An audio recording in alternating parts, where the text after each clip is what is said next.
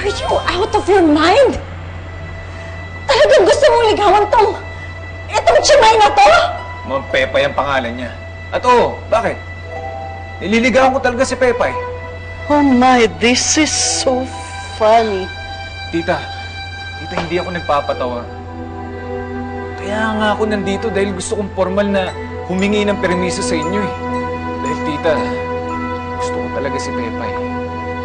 Gusto ko talaga siyang ligawan. Criselda, seryoso ang anak mo.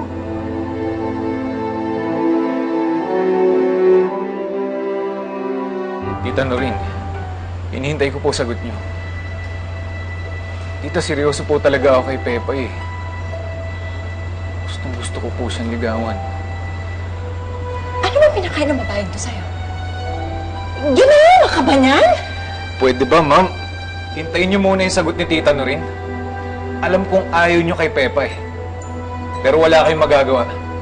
Dahil desisyon ko to. At gusto kong maging girlfriend si Pepay.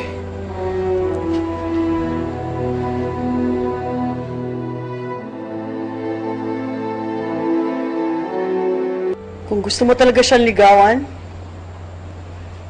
go ahead. Ligawan mo siya.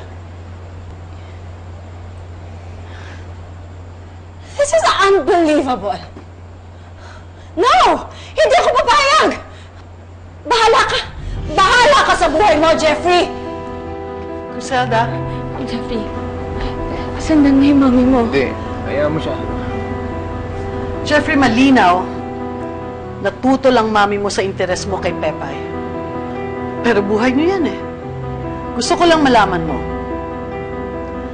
na kay Pepay pa rin ang desisyon kung sasagutin ka niya o hindi. Di ba, Jeff? Yes, Tita Noreen. Na kay Pepay pa rin ang desisyon.